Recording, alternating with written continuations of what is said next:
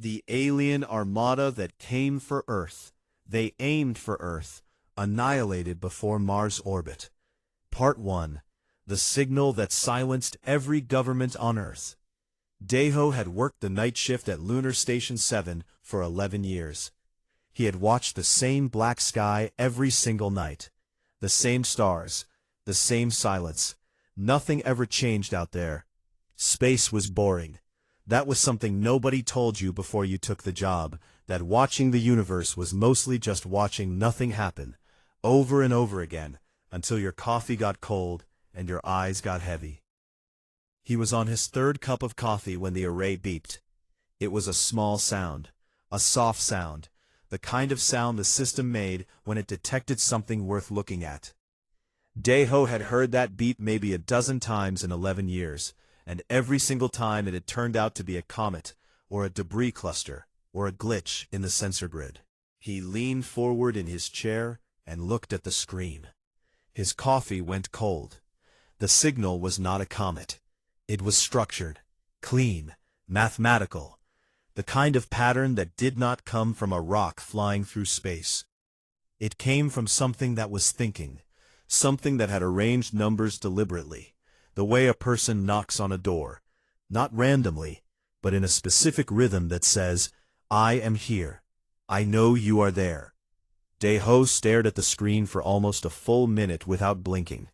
Then he picked up his headset with a hand that was completely steady, because Daeho was not the kind of man who panicked, and he called his supervisor. His supervisor called the director. The director called the lunar emergency line. By the time the sun came up over the Pacific Ocean on Earth, every major government had been briefed, and not one of them knew what to say. That was the word every analyst kept using in those first few hours. Vast. 4,212 vessels. The deep space array tracked them moving through the outer solar system at a speed that no natural object had any business moving. They were not hiding. They were not trying to slip past detection. They moved in tight, deliberate formation, a crescent shape, wide as a small moon, gliding through the dark with the calm confidence of something that had done this before. Something that had done this many times before, to many other worlds. The signal kept repeating. The linguists and mathematicians at 3 different facilities worked on it for 6 hours straight. When they finally cracked the basic structure, the lead analyst, a thin and tired woman named Dr. Inha, sat back in her chair and pressed both hands over her face for a long moment. Then she wrote 2 sentences on a piece of paper and handed it to the director standing behind her. The director read it. He did not say anything. He folded the paper, put it in his pocket, and walked out of the room to make a phone call. The 2 sentences said, "They have confirmed our coordinates. They are not asking for a response."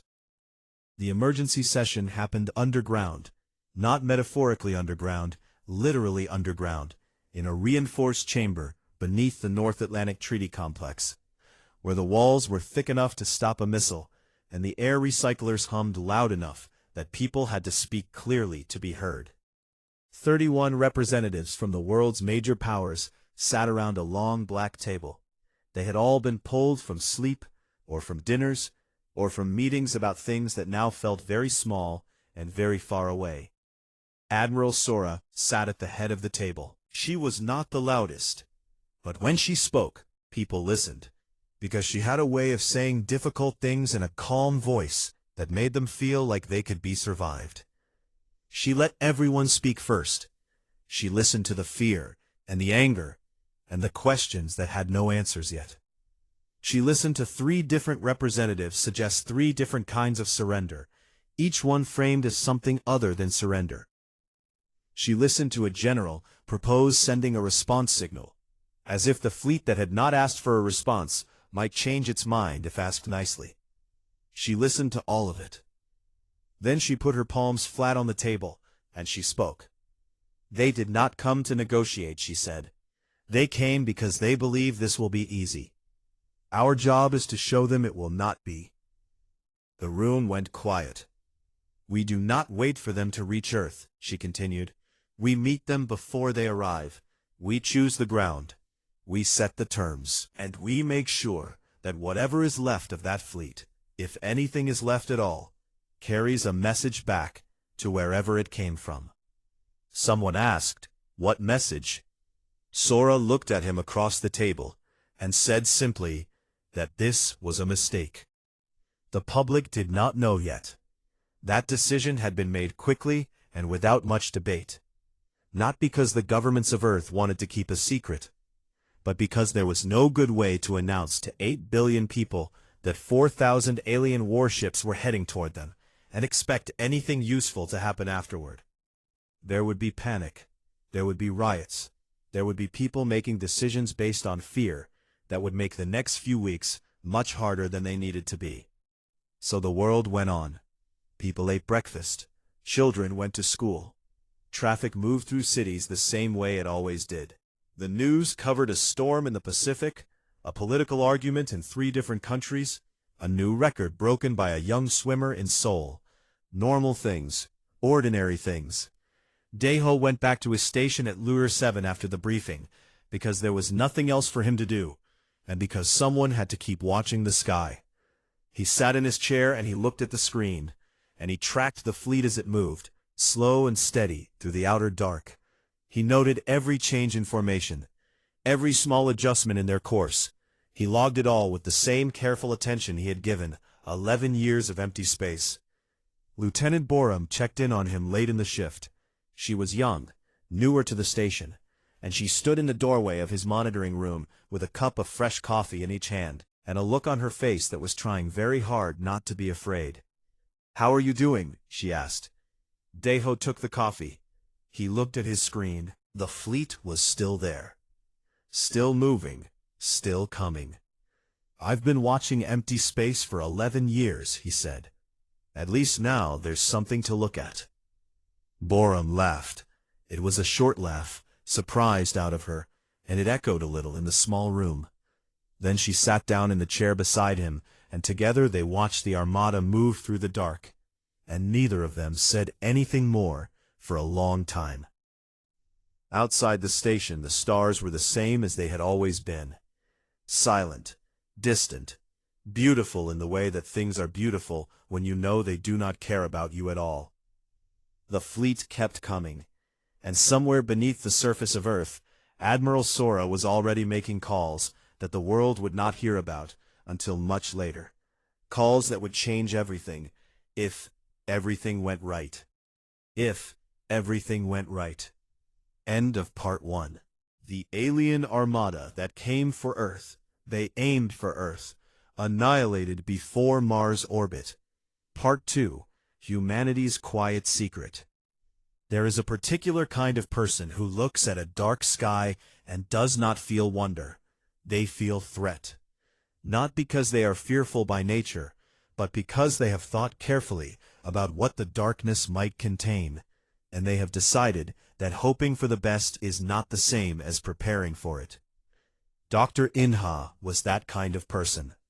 She had been that kind of person since she was a girl growing up in Busan, reading old science papers in a small apartment while the city hummed and buzzed outside her window.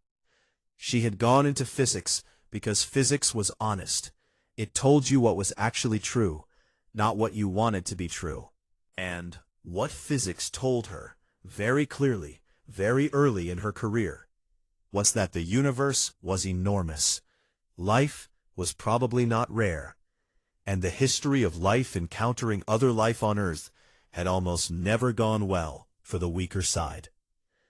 So she had written a paper, a careful, detailed, quietly terrifying paper, and she had sent it to a general named Taeyang, because someone had told her that Taeyang was the kind of man who read things carefully and did not dismiss ideas just because they were uncomfortable. That was 40 years ago. General Taeyang was retired now, living in a small house outside of Incheon, with a garden that he tended every morning, and a cat that ignored him every afternoon. He was 81 years old, and his knees hurt constantly, and he had not thought about Project Bastion in almost 6 months. which was the longest stretch he had gone without thinking about it, since the day he and Inha had first sat across from each other in a government building and agreed that the world needed to be warned. Not warned in the way that politicians warn people, with speeches and committees and very long reports that nobody reads. Warned in the way that a good engineer builds a bridge, by assuming that something heavy is going to cross it one day and making sure the bridge can handle the weight. He got the call from Admiral Sora at 4 in the morning. He listened to everything she said. Then he put down the phone and sat in the dark of his kitchen for a while, with his cat on the table beside him, thinking about how strange it was that the thing he had spent 40 years preparing for had finally arrived, and he felt mostly calm. He felt mostly calm because he knew what they had built. Project Bastion had never been announced. That was the point. It was funded through a network of redirected budgets so complex that even the people authorizing individual pieces of it did not know what the whole picture looked like. 3% of global GDP quietly moved over 4 decades from things that sounded important into things that were. Not flashy things, not things that made for good news coverage or proud speeches. Unglamorous things, platforms, grids, systems, the kind of infrastructure that sits in the dark and waits and does exactly what it was designed to do when the moment finally comes. The grid stretched from Jupiter's orbit inward. It was not one weapon. It was not 10 weapons. It was a layered, overlapping, redundant system of several thousand individual platforms, each one capable of operating independently, each one connected to the others through a communications web that could reroute itself around damage in milliseconds. There were kinetic platforms, essentially enormous railguns floating in space, loaded with dense metal rods that needed no explosive charge, because at the speeds they were fired, they hit like the fist of something very large and very angry. There were gravitational lens arrays that could bend light and communications, cutting enemy ships off from each other, making them blind and deaf in the middle of a battle. There were AI combat clusters, not robots, not drones in the simple sense, but thinking systems that can calculate the probable evasive maneuvers of a target vessel and adjust fire before the target had even begun to move. Thousands of them, already pre-positioned in the outer solar system, patient as stones, waiting in the dark. Lieutenant Borum had not known about any of this 3 days ago.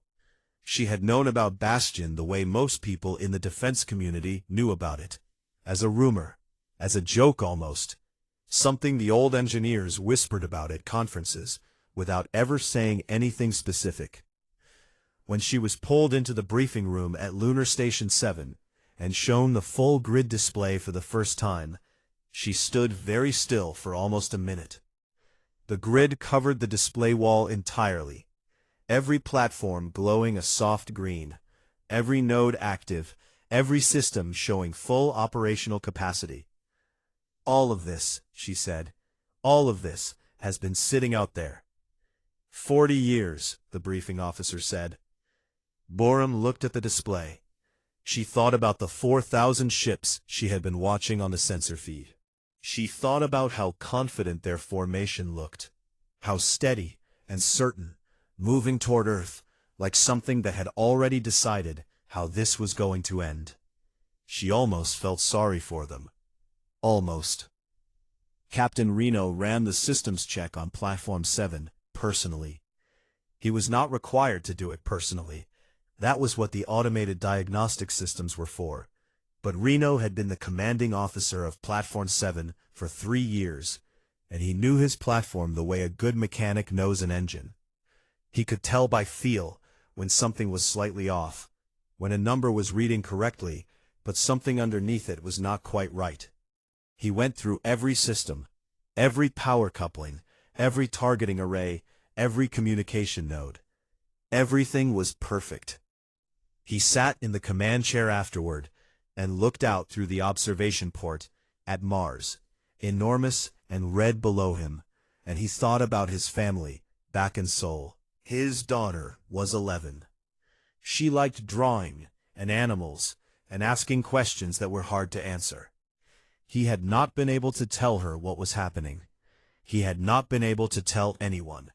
He had just kissed her on the forehead before his last trip up and told her that he loved her and that everything was going to be fine.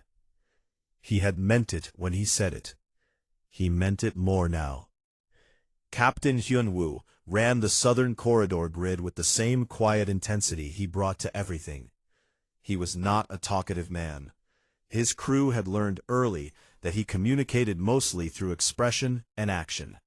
A nod meant good work, a raised eyebrow meant explain yourself, and a perfectly still face meant he was thinking very hard and they should not interrupt him. His face had been perfectly still for about 12 hours. When the final readiness report came through from Bastion Command, then he walked to the front of his bridge, stood with his hands behind his back, and looked at the long dark corridor of space that his platforms guarded. Somewhere out in that dark, the Vorath fleet was still coming, still moving in that calm, certain crescent formation that said, "We have done this before, and we are not afraid." Hyunwoo had done this before too. Not this exactly, but the preparation for it, the drilling, the simulations, the endless practice runs where everything went wrong and they fixed it and ran it again. He had done that so many times that the correct responses were not things he had to think about anymore. They were things he simply did. He turned back to his crew. "All stations confirm ready," he said. They confirmed, one by one, every voice steady. And inside Platform Command, spread across the vast cold distance between Mars and Jupiter, the grid waited, patient, invisible, and extraordinarily ready for the moment that 40 years of quiet human stubbornness had been building toward. The moment was almost here. The alien Armada that came for Earth. They aimed for Earth, annihilated before Mars orbit. Part 3, the Mars Line. The Vorath did not know what fear was, not in the way humans knew it, that cold, crawling thing that moves up your spine when something is wrong, and you don't know how wrong yet. The Vorath had something like caution, something like calculation, but not fear. Fear requires imagination. Fear requires the ability to picture a future that is worse than the present, and believe it might actually happen. The Vorath had conquered 11 worlds. They had never lost a campaign. They had never faced an opponent that could match them in the open dark, and so the concept of losing had stayed theoretical for them, something that existed in mathematics, but not in experience. And after 11 worlds, theory starts to feel distant, almost funny. So when the Vorath Armada crossed the Mars threshold at 1400 hours, Sol Standard Time, they were not afraid. They were not even particularly alert. Their sensor crews were doing their jobs, yes, but they were doing them the way you do a job that you have done many times and always found easy. Routine attention, professional but relaxed. The crescent formation was perfect. It had been designed to be perfect, wide enough to overwhelm any orbital defensive line, layered deep enough to absorb return fire while the front columns pushed through. Their flagship alone could level a city from orbit. They had 30 ships that size. Mars rotated below them, red and slow, completely indifferent. And there was nothing else. No scrambling human ships, no desperate last-minute defensive formation rushing out to meet them. No signals, no weapons fire, just silence, and the planet turning, and the stars the same as always. The Vorath fleet commander looked at his sensor displays and felt something that was close to disappointment. Ensign Yura was 26 years old. She had never seen combat. She had trained for it. 4 years of simulations, of drills, of practice runs that tried very hard to feel real. But actual combat, actual stakes, actual consequences, that was new. She sat at her station inside Olympus Station, buried in the rock of Mars's largest mountain, and she watched the Vorath fleet pour through the sensor grid on her display, and she felt her heart beating very fast, and her hands very still. She had expected to feel more afraid. She did not feel afraid. She felt something else, something sharp and clear and focused, like the moment just before you do something difficult that you have practiced so many times, it has become part of you. She knew this, not with a real enemy, not with real ships, but the actions were the same. Authenticate, confirm, authorize, release. 4 steps. 4 steps she had done 10,000 times in simulation. Around her, 300 other operators sat at their own stations. She could not see most of their faces. She could hear them. The soft sounds of fingers on controls, the quiet confirmations passing between stations. Someone 3 rows away coughing once, and then going quiet. The hum of the air recyclers. The faint vibration of the mountain above them, solid and enormous, and very reassuring. General Taeyang's voice came through her earpiece. He was not at Olympus Station, he was far away, connected through a secure channel, but his voice sounded calm and unhurried, the way it always did in the recordings Yura had studied during training. Old voice. The voice of someone who had been waiting for a very long time, and was not surprised that the wait was ending. Grid is authorized, he said. All operators confirm. They confirmed, station by station, grid by grid. Every voice, clean and clear. Yura entered her authentication code, and said, Station 12, confirmed. Then she said quietly, to herself more than anyone, Grid is hot.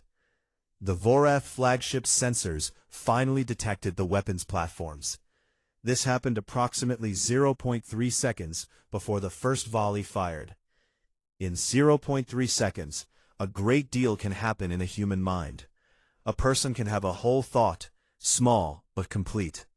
A person can feel something, surprise or recognition, or the specific kind of dread that comes when you understand, suddenly and completely, that you have made a catastrophic mistake. In 0.3 seconds, very little can happen in a spacecraft.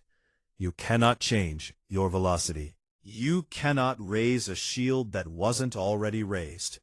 You cannot move a ship out of the path of something that was aimed at you before you knew you were being aimed at. The Vorath fleet commander had 0.3 seconds. He used them. He opened his mouth, and he began to give an order.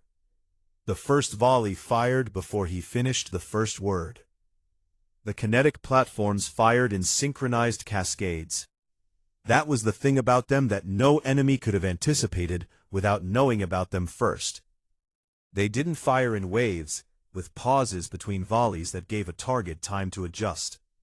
They fired in patterns, each platform timed to the millisecond against the others, filling every probable evasive corridor with incoming rounds, before the target ships had completed their first evasive maneuver. The AI combat clusters had calculated the most likely responses of a crescent formation under fire. Which ships would hold, which would break, which would turn inward, and which would push forward, and had pre-assigned firing solutions for all of it. The Vorath front column took the first wave hard. Capital ships that had absorbed orbital bombardment against 11 different worlds found that kinetic rounds, fired at sufficient velocity, did not behave the same way energy weapons did. Energy weapons spread on impact. Kinetic rounds did not spread. They kept going, through the hull, through the interior, through the other side. A dense metal rod moving at the right speed does not care how big your ship is. Captain Reno watched his platform's targeting feed with both hands on the edge of his console. Platform 7 was assigned the northern corridor, the right flank of the Vorath crescent. He watched the firing solutions execute. He watched the rounds track. He watched the hits register, one after another, each one a small, bright light on his display. He did not feel excitement. He did not feel triumph. He felt the same focused, professional calm that he had felt when he ran his systems check, and before that when he kissed his daughter on the forehead, and before that in all the years of preparation that had led to this moment. He felt like a man who had built something carefully and was now watching it work. "Northern Corridor reporting," he said into his comm. "All firing solutions nominal. First wave complete." Captain Hyunwoo's Southern Corridor grid fired at the same moment, coordinated to the millisecond. He watched the Vorath left flank react, or try to. Some of the smaller ships managed to begin evasive maneuvers. The AI clusters had predicted this and had already adjusted. The rounds that missed on first pass curved, not because they had propulsion, but because the next platform in the cascade had already adjusted its firing solution, based on the new trajectory data from the first round's sensor package. The Vorath had never fought a grid before. They had fought fleets, with individual ships making individual decisions. A grid did not make individual decisions.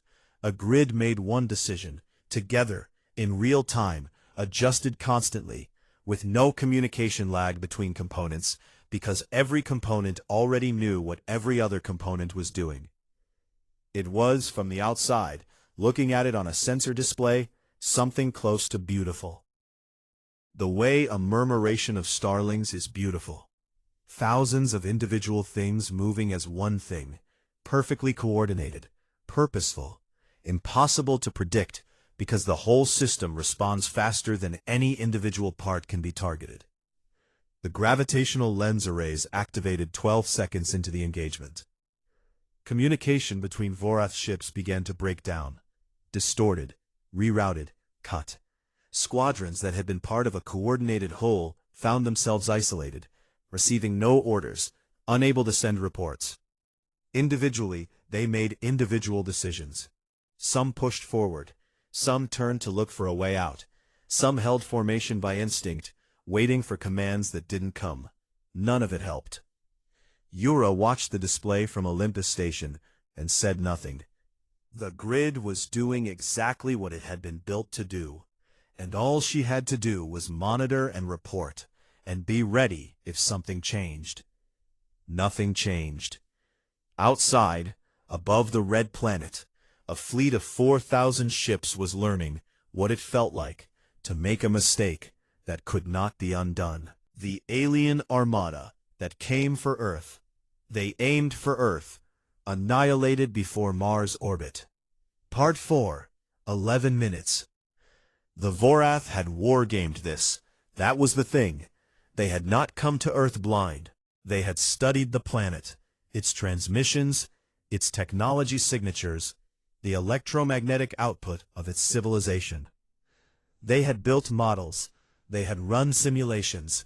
They had sat in their strategy rooms and argued about every possible way this campaign could go, and prepared responses to all of them. They had prepared for a desperate charge, human ships throwing themselves at the Armada, in a show of courage that would slow the advance but not stop it. They had prepared for orbital platforms, the simple kind, fixed weapons that could be identified and destroyed in sequence. They had prepared for nuclear weapons, for directed energy weapons, for the possibility that Earth had developed some kind of shielding technology. They had prepared for every scenario that followed logically from what they knew about the civilization below. They had not prepared for silence followed by math, because what was happening to them was not a battle in any sense they recognized. A battle had two sides making decisions in response to each other, trading moves the way chess players trade moves. What the Vorath were experiencing was more like walking into a room that had been designed entirely for the purpose of stopping them, and finding that every surface, every corner, every angle had been calculated in advance. They were not playing chess. They were walking through a machine that had been built specifically to process them. This realization, when it arrived differently for different Vorath officers. Some of them felt something that was close to confusion.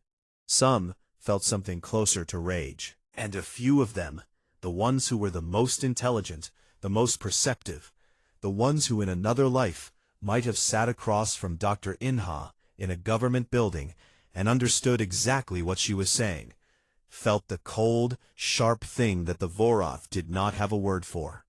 They felt fear. The battle lasted 11 minutes and 40 seconds. This is not a long time. A person can make a cup of tea in 11 minutes. A child can read several pages of a book. A city intersection can cycle through its traffic lights many times over. 11 minutes is the kind of time that passes without you noticing it, ordinarily. For the crew of the Vorath flagship, 11 minutes was long enough. The flagship had shields that had never been fully penetrated in combat. It had armor layers that could absorb direct hits from the largest human weapons the Vorath had detected in Earth's arsenal. It had point defense systems that could track and destroy incoming projectiles with high reliability. These systems were good. They were genuinely good. Against a single platform or a small fleet of human ships, they would have worked. The kinetic grid did not fire one round at a time. It fired thousands, timed and coordinated, from multiple angles simultaneously. The point defense systems could handle 40 incoming rounds per second. They were receiving, in some engagement windows, 200. The systems did their jobs perfectly. They just could not do enough jobs fast enough. The flagship's shields failed at the 4-minute mark. Its armor lasted another 90 seconds. Captain Rhino's sector went quiet at the 4-minute mark. He ran a sensor sweep. All Vorath vessels in the northern corridor were either destroyed, disabled, or in the process of becoming one or the other. He reported this to Bastion Command with the same steady voice he used for routine maintenance checks, because his platform was still active. His crew was still at their stations, and the professional thing to do was be clear and precise, and not let the strangeness of the moment affect the quality of the report. "Northern corridor clear," he said. "All assigned targets neutralized. No enemy vessels active or maneuvering. Standing by for reassignment." Bastion Command acknowledged. There was a brief pause, and then the targeting grid reassigned his platforms to support the central corridor, where a cluster of Vorath heavy ships had pushed into the engagement zone and were still fighting. Still fighting. He had to respect that, a little. They were in an impossible situation, and they were still fighting. He supposed that was what you did when there was nothing else left to do. The targeting solutions updated. The cluster lasted another 2 minutes. The Vorath rear guard made their decision at the 6-minute mark. The crescent formation had collapsed entirely by then. There was no more coordination, no more organized response. Individual ships and small groups were making individual decisions, and most of those decisions had the same basic shape. Away from here, as fast as possible, toward Jupiter, toward any exit, toward anything that was not this. The rear guard was the largest group to attempt a coherent retreat. Approximately 300 vessels, the ones furthest back in the formation when the engagement began, had taken less damage than the front columns. Some of them were barely damaged at all. They reformed as quickly as they could, not a crescent now, but a tight cluster, engines pushing hard, heading for the outer system. They moved fast. In any other circumstance, against any other enemy, 300 warships retreating in good order would have been a nightmare to intercept. The intercept drones had been waiting since before the engagement began. Bastion Command had pre-positioned intercept clusters at 7 points along the most probable retreat corridors, calculated from the original formation and standard tactical withdrawal models. The calculations had been done weeks ago, updated daily as the fleet's approach refined their understanding of its movement patterns, and finalized the night before the engagement. The drones were not fast. They did not need to be fast. They needed to be in the right place at the right time, and they were. Captain Hunwu watched the intercept execute from the Southern Grid Command. He said nothing. They watched the sensor display as the retreating Vorath cluster entered the drone corridor and the drones activated, and the display filled with engagement markers, and the markers resolved, one by one, into stopped ships. It took 4 minutes. At the end of it, there was nothing moving in the Mars engagement zone, except debris. The final count, compiled by Bastion Command within 20 minutes of the engagement ending, was reported to Admiral Sora in the underground chamber, where she had been monitoring since the first shot fired. 4,212 vessels had entered the engagement zone. 0 had left it. Sora read the report twice. Then she set it down on the table in front of her and sat very still for a moment. Around her, the room was very quiet. Her staff was watching her, waiting to see what she would do. She was aware that the moment called for something. A reaction. A release. Something that marked the size of what had just happened. She thought about the 40 years. She thought about Dr. Inha, exhausted and brilliant, handing a piece of paper to a director who didn't know what to say. She thought about Taeyong in his garden, with his cat and his bad knees, and 40 years of quiet certainty. She thought about Reno, who had kissed his daughter on the forehead, and meant it when he said everything would be fine. She thought about Yura, 26 years old, sitting in the dark of a mountain, and saying, "Grid is hot," in a voice that did not shake.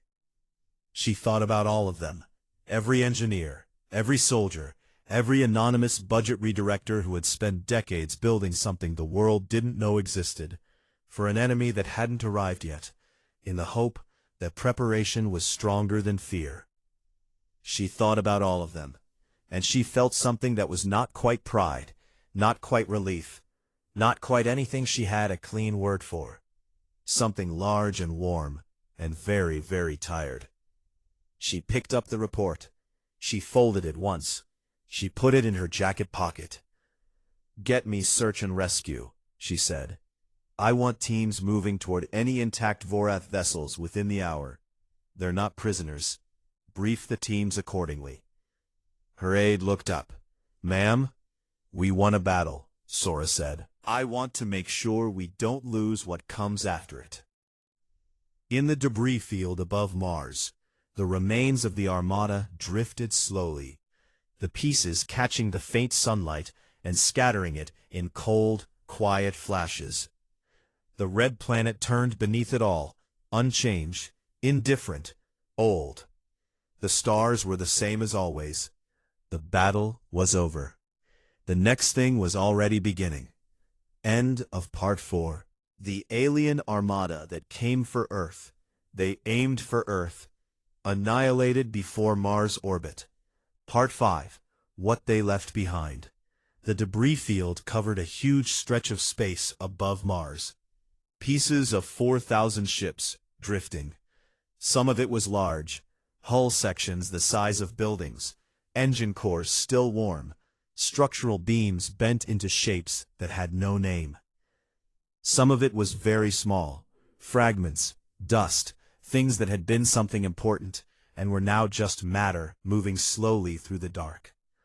All of it caught the sunlight at different angles, and sent it back in cold, scattered flashes, so that from a distance the field looked almost peaceful, almost beautiful, like snow caught in the light, if snow were made of the wreckage of an armada that had come to end a civilization. The search and rescue teams moved into the field within the hour, exactly as Admiral Sora had ordered. They moved carefully in small craft equipped with structural scanners, looking for intact hulls, for life signs, for anything that was more than wreckage. They found 17 vessels that had survived in some form, disabled, damaged, some of them badly, but structurally complete. And on those vessels, they found survivors. Not many, but some. The teams had been briefed clearly. These were not prisoners.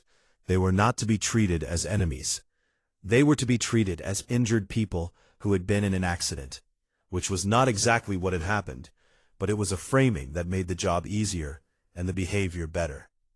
The team medics worked with translation systems that had been built from the Vorath signal data over the past several days. Basic and imprecise, but functional enough for simple exchanges. "Are you injured? We are not going to hurt you. You are safe." The Vorath survivors were large, six-limbed, with a body structure that moved differently from any Earth creature, and eyes that registered light in a range that made human faces difficult for them to read. They were also, by every biological indicator the medics had, deeply and thoroughly frightened. Not the theoretical, mathematical kind of non-fear the Vorath carried into battle. The real kind. The kind that comes from having everything you believed about yourself and your place in the universe proven wrong in 11 minutes and 40 seconds. The medics treated their injuries and did not say much. There was not much to say. Some things communicate across species better than words. The act of tending a wound, of offering water, of not raising a weapon when one is not needed. These things said more than the translation systems could have managed anyway. Commander Deho led the first contact delegation himself. He was not the obvious choice for it. He was a monitoring officer, not a diplomat.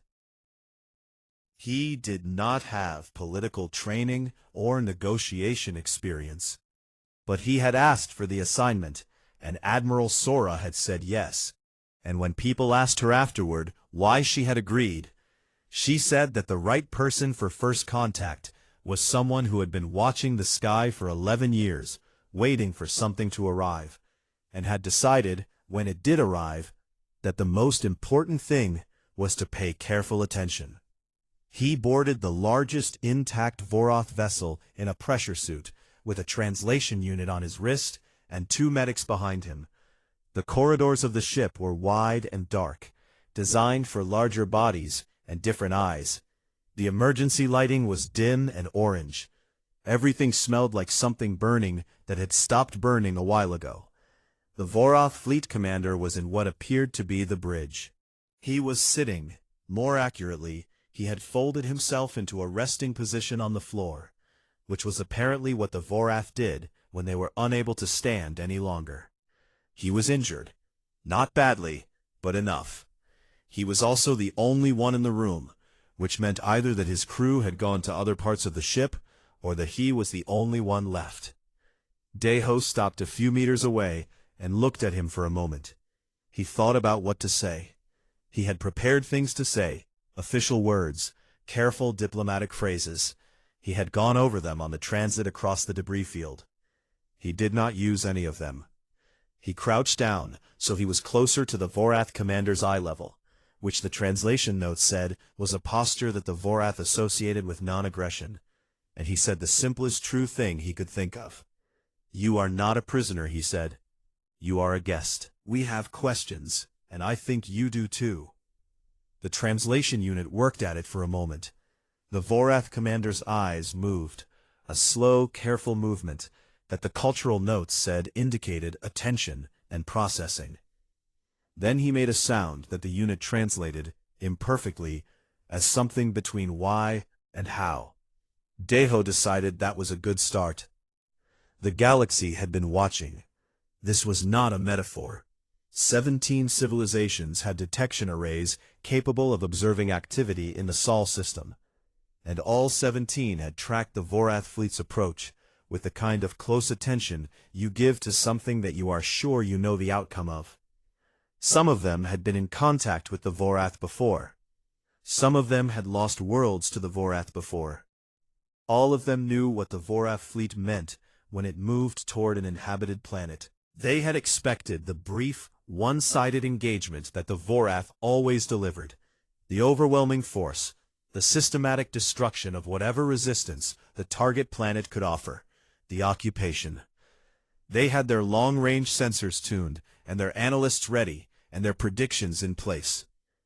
The predictions were wrong within the first 60 seconds of the engagement. By the 6-minute mark, several of those civilizations had begun urgently contacting each other through their own communication networks.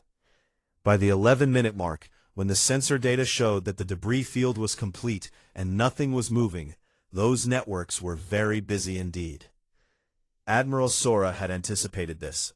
She had prepared for this almost as carefully as she had prepared for the battle itself, because she understood, as Taeyong had understood, as Inha had understood, that winning a battle was only one part of the problem.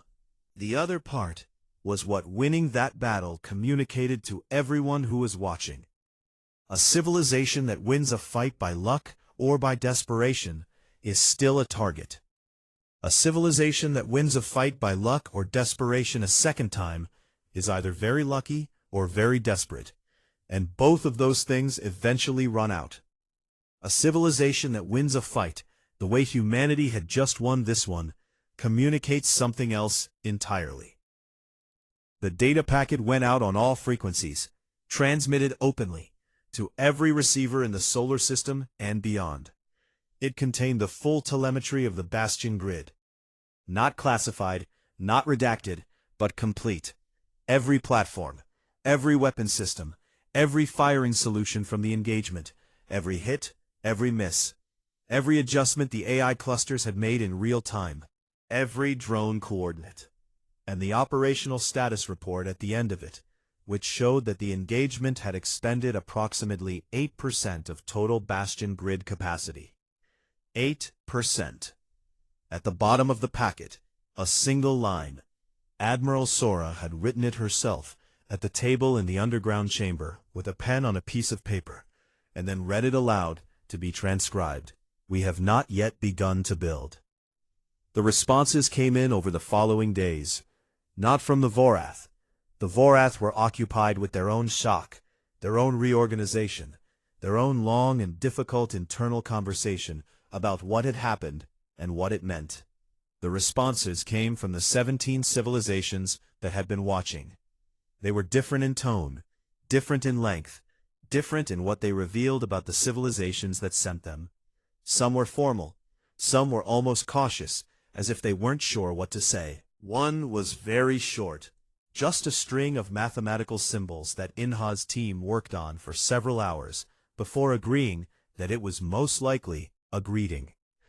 One was long and detailed and included a great deal of information about the sender's own history and position in the galactic community, which Sora's team read very carefully and found very interesting.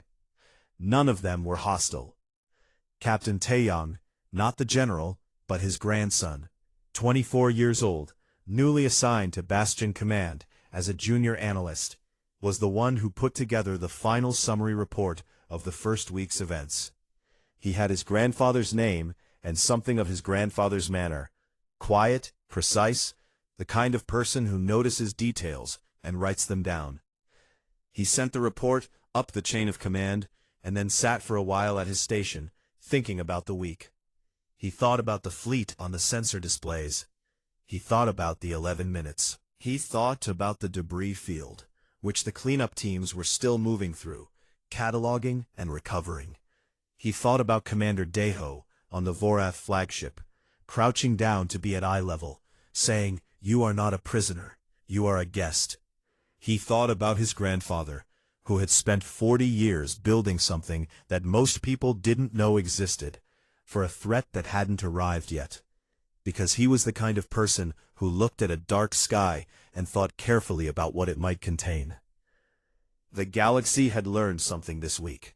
It had learned that the quiet planet in the inner arm of an unremarkable spiral galaxy had been watching the dark for a long time, that it had been thinking, that it had been building, and that it had not yet begun to build. Young Taeyong saved his report. He looked at his screen for a moment. Then he looked out the small window of Bastion Command, at the stars, cold and distant and full of things that were now, perhaps, thinking a little differently about the planet they could see from their own windows. He thought that was probably a good thing. He thought his grandfather would agree. End of Part 5. End of story.